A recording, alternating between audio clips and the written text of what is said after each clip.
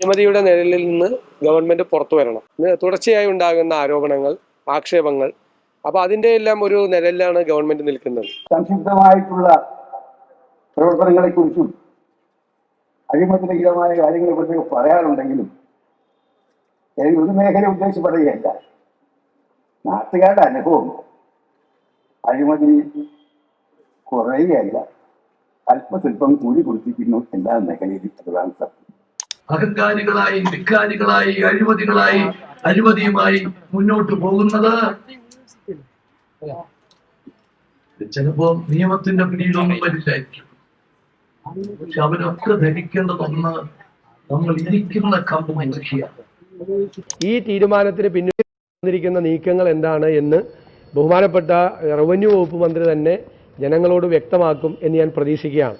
കാരണം കുടിയേറ്റവും കയ്യേറ്റവും രണ്ടാണ്. ഒരു കാരണവശാലും അംഗീകരിക്കാൻ കഴിയില്ല. ഇത് എതിർക്കപ്പെടേണ്ട കാര്യം തന്നെയാണ്.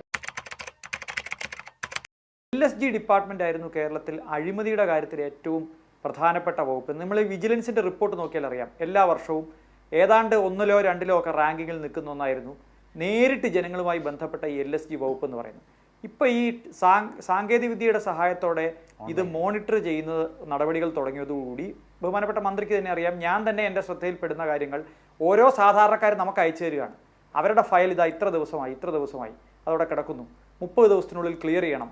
ഇങ്ങനെ ജനങ്ങൾക്ക് മോണിറ്റർ ചെയ്യാനുള്ള ഒരു അവസരം കൊടുത്ത് ഈ ഡിപ്പാർട്ട്മെന്റിലെ അഴിമതി ഏറെക്കുറെ അതിൻ്റെ സാധ്യതകളെ ഇല്ലാതാക്കിയ ഒരു ട്രാൻസ്ഫോർമേഷൻ ഉണ്ടല്ലോ, അത് വാസ്തവത്തിൽ ഈ സർക്കാരിൻ്റെ കാലത്ത് അടയാളപ്പെടുത്തപ്പെടേണ്ട ഒരു സംഗതിയായിട്ടാണ് എനിക്ക് തോന്നുന്നത്.